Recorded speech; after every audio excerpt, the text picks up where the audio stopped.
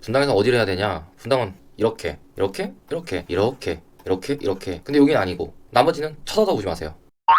여러분 반갑습니다. 쉽고 빠른 나만의 재테크 나즈입니다. 오늘 여러분들과 함께 할 곳은 어디냐? 이거 보시고 눈치채신 분들 센스 분당입니다. 사실상 분당 2편이죠. 이번 편에서 다루고 싶은 내용은 분당 지금도 좋을까? 분당 그 중에서도 역시 최고는 어디일까? 그렇다면 거기에 대한 투자 전략, 단기 즉 3년에서 5년도 있을 거고 장기는 이제 10년 이상이죠.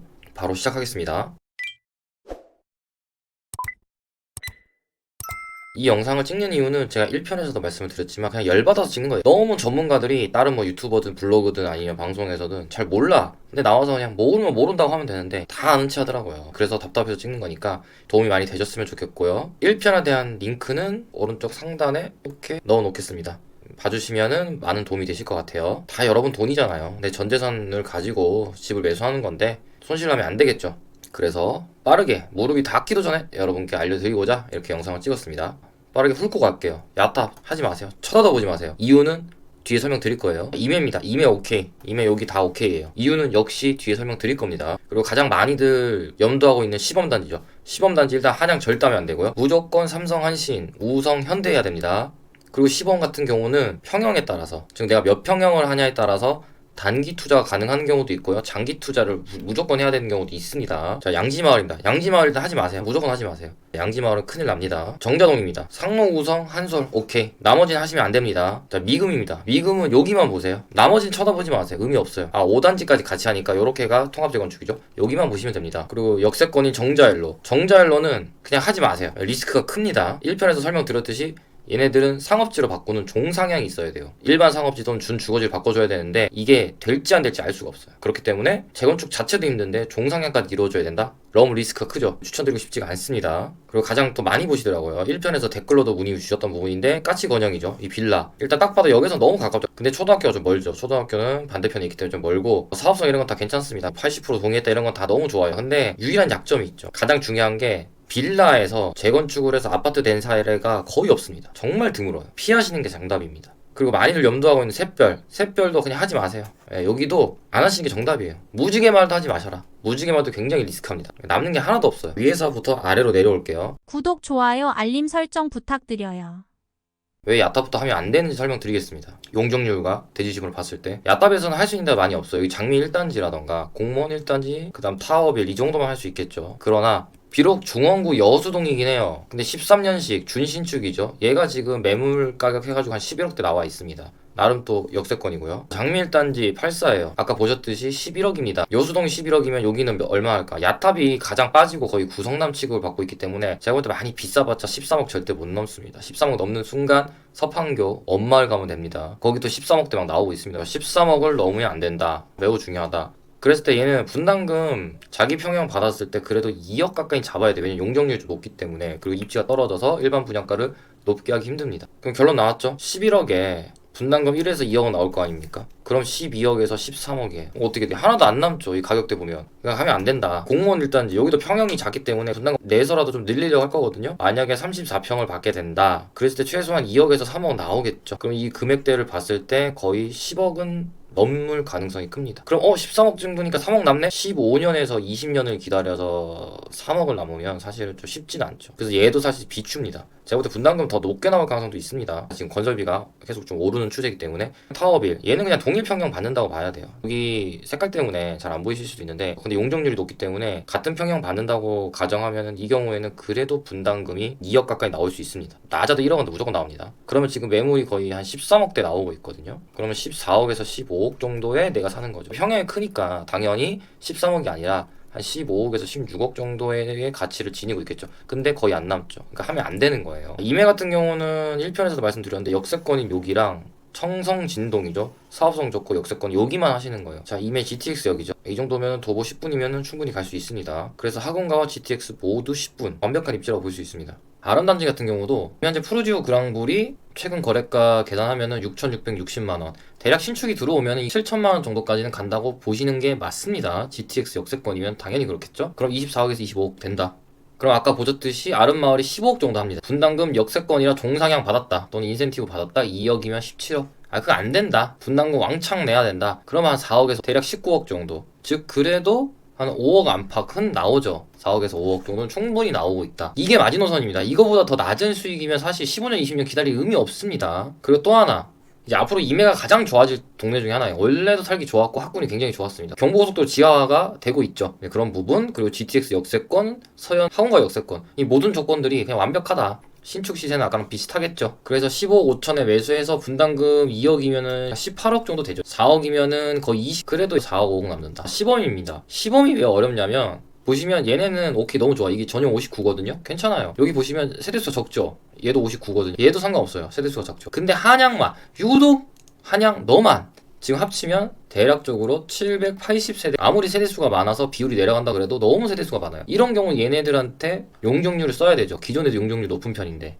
대지지분은 아쉽고, 그래서 사업성이 제일 떨어집니다. 그래서 한양하지 말라는 거예요. 나머지는 이미 대형 평수가 어디까지 가격이 올라가 있기 때문에 각 단지별로 몇 평형을 할지가 다 달라집니다. 매물에 따라서. 이거 굉장히 계산 복잡합니다. 웬만하면은 댓글 또는 멤버십 회원님 분들은 문의 주시고 그 다음에 투자하시는 게 맞습니다. 괜히 잘못 투자했다가 고점 판독기 될 수도 있어요. 양지는 왜 안 되냐? 보시듯이 지번이 공유되고 있어요. 이게 필지가 묶여있는, 같은 땅은 아닌데 지번이 공유되고 있어서 이 같은 색깔은 같이 재건축이 돼야 됩니다. 유일하게 따로 있는 데가 청구 2단지예요. 근데 정부에서 하도 통합 재건축을 밀고 있기 때문에 통합 안 한다? 그럼 사실은 좀 불리합니다. 그러니까 혼자 단독으로 의문 들어요. 이런 이유 때문에 양지는 절대 하면 안 된다고 말씀을 드리는 거예요. 여기랑 여기랑 같이 해야 되는 거예요. 복잡하죠. 주상 복합입니다. 상가 절대 작지 않습니다. 상가 수 보세요. 어마어마합니다. 다이소 보세요. 살기는 편한데 보시듯이 용적률이 좀 높아요. 대지지분 훌륭한데. 근데 얘는 대지지분도 아쉬운데 용적률은 엄청 더 높아. 그러니까 이게 두 개가 섞이면 어떻게 되겠냐고. 아마 둘이 박 터지게 싸울 겁니다. 얘네도 같이 해야 되죠. 그나마 아파트 쪽은 대지지분이 아쉽긴 한데 이 정도면 나쁘지 않죠. 그래도 157이니까 용적률이 좋잖아요. 사업성 충분하죠. 역세권이고. 근데 얘가 대지지분이 확 20평도 안 되는데 용적률이 225잖아요. 이 둘이 또 박 터지게 싸우는 거예요. 서로 양보하면 되는 거 아니야? 인간은 호의가 계속되면 그게 걸린 줄 알아요.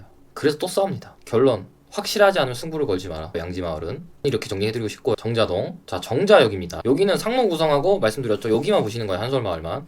한솔 3단지는 세대수가 너무 작고 매물도 거의 없어요. 여기 사업성이 나쁘기 때문에 용적률이 높잖아요.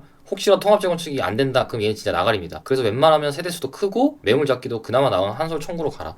32평, 지금 12억대 괜찮은 매물 있죠. 이런 애들 12억에 사서 이 정도 사업성이면 분담금 거의 안 나옵니다. 많이 나면 한 1억 정도 나올 것 같아요. 그럼 13억이죠. 신축이 됐을 때 얼마 정도 되냐. 그래도 정자동이고 학군이 굉장히 훌륭하죠. 신축이면은 역세권이 아닌 걸 감안해도 18억까지는 충분히 갑니다. 보시면 멀어요. 이거 걸어가는 건 좀 무리예요. 이제 파크뷰는 걸어갈 수 있죠.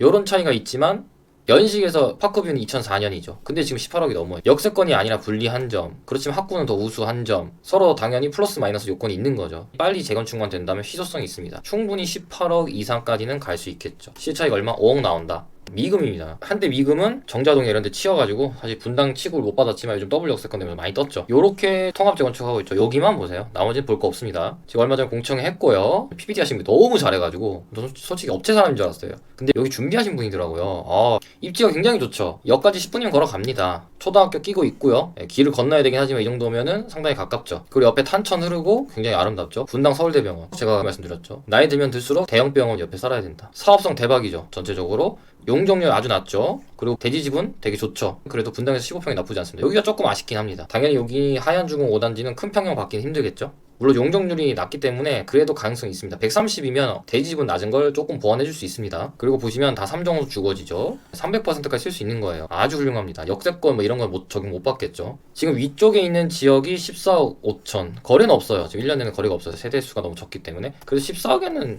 거래가 될 가능성이 크죠. 그럼 얘가 당연히 상위 입지니까 못해도 15억에서 16억은 가신다고 봐야 돼요. 지금 까치대우 롯데 성경 1단지죠. 27평 샀을 때 지금 매물이 11억 정도 합니다. 이 정도면 84 받아도 분담금 거의 안 나옵니다. 근데 설명드렸죠. 15억에서 16억까지는 갈 것이다. 싸게 들어갈 수 있는 분당 중에는 합리적입니다. 자, 정자일로 재건축 같은 경우는 그냥 하지 마세요. 일단은 상업지로 변경되거나 준주거지로 가야 되지 않습니까? 이 부분이 확실치가 않아요. 지자체에서 안 해준다는 건 아닌데 정부에서 컨트롤하는 신도시 특별법이라서 혹시라도 문제가 생길 수 있어요. 그러니까 다른 데보다 리스크가 하나 더 있는 거죠. 약간 양지마을과 비슷한 성격이라서 일단 보류, 나중에 상황을 보고 하시는 게 좋습니다. 다시 한번 말씀드립니다. 확실하지 않으면 승부를 걸지 마라 라고 말씀드리고 싶고요. 또 하나, 여기 지금 보시면 이렇게 건영이고 여기가 백조입니다. 이게 더해서 통합재건축으로 하는 거예요. 나름 열심히 노력은 하고 있습니다. 얘네들이 사업성 이런 거는 우수한 편이긴 한데 현재까지 이런 대규모 빌라가 재건축을 해서 아파트로 성공한 케이스가 극히 드뭅니다. 거의 없다고 보시면 돼요. 그러니까 그만큼 힘들다는 거예요. 그런 리스크를 안으면서 하시는 거는 하지 마라 라고 말씀드리고 싶습니다. 자, 많이들 궁금해하시는 이 샛별단지, 샛별 보시면 144에 20평이 넘어요. 동성도 144에 거의 20평이죠. 근데 다만 정부에서 늘 말하는 통합 재건축이면 얘네들 같이 할 가능성이 큰데 얘네가 좀 의문이 들죠. 물론 대지 지분 자체는 나쁜 편이 아니에요. 근데 용적률이 좀 높죠. 근데 그에 반해서 입지는 여기서 멀고 좀 아쉬운 입지입니다. 그래서 이게 과연 될 것이냐. 특히 별달리 추진하고 있는 부분도 없습니다. 그냥 추진이 이제 나오고 더 이상 뭐 진행하고 있는 부분이 좀 없어요. 그래서 여기 윗라인들 있죠. 여기 아까 가려졌는데 여기랑 완전 극과 극이죠. 같이 하게 되면 아마 피 터지게 싸울 겁니다. 그 얘도 웬만하면 보지 마세요. 계속 말씀드리지만 주민 참여도가 무조건 중요합니다. 노후도 뭐 주변 확산, 이주대책은 다 충족해요. 안 충족하는 데 하나도 없어요. 일부에서 질문 많이 하셨던 것 중에 하나가 이제 무지개 마을이죠. 400m에서 역세권을 들어온 데는 없다. 근데 시세가 뭐 그렇게 싸지도 않습니다. 물론 분당 측은 엄청 싸긴 한데 그래도 뭐 재건축이 됐다 쳐요. 근데 솔직히 3단지는 재건축 될 가능성이 너무 적고 아무래도 2단지가 제일 그나마 유력하죠. 무지개는 이제 입지상 2단지, 11단지가 가장 유리하죠. 신축됐을 때. 얘네가 얼마나 갈 것이냐는 거예요. 지금 성공역 수지구의 대장이죠. 수지 대장이 지금 12억 왔다 갔다 합니다. 여기 보시면 이게 단지가 크기 때문에 뷰에 따라서 가격 차이가 나는데 보통 12억대예요. 무지개 2단지 32평이 거의 10억 하죠. 재건축하면은 자기 평형 받아도 분담금 무조건 최소한 2억 이상 나옵니다. 신축 가격 제가 볼 때는 수지랑 비슷할 겁니다. 학군이 오히려 수지구청이 나올 수도 있기 때문에 잘해야 13억이에요. 이거 넣으면 서판교 가면 되기 때문에 그러니까 최대치가 13억이라서 1억 남을까 말까요. 그래서 추천드리는 게 아닙니다. 자, 누누이 말씀드리죠. 일찍 사신 분은 상관없어요. 내가 이거 뭐 5억에 샀다 7억에 샀다 괜찮아요. 그 정도면 그래도 좀 남으니까. 근데 지금 사면 안 된다. 인생일 때는 방향이 맞습니다. 그러나 재건축일 때는 무조건 스피드예요. 속도. 지금 우리가 필요한 건 스피드. 속도가 매우 중요합니다. 속도가 느리면 어떻게 되냐.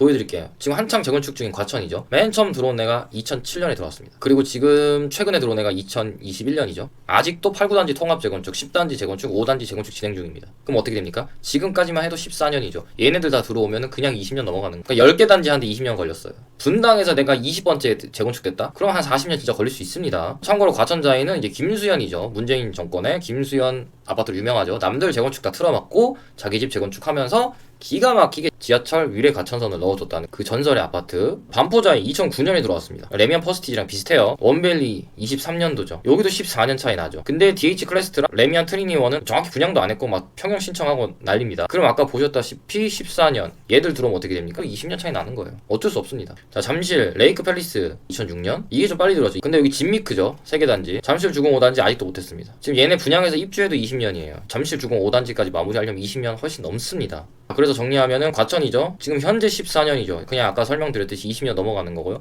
반포 역시 14년. 반포 1, 2, 4주구나 3주구가 안 들어왔죠. 역시 20년.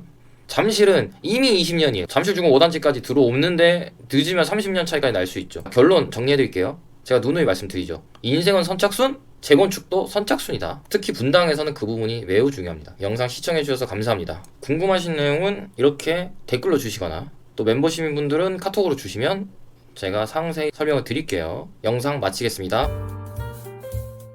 구독과 좋아요, 알림 설정은 콘텐츠 제작에 큰 힘이 됩니다.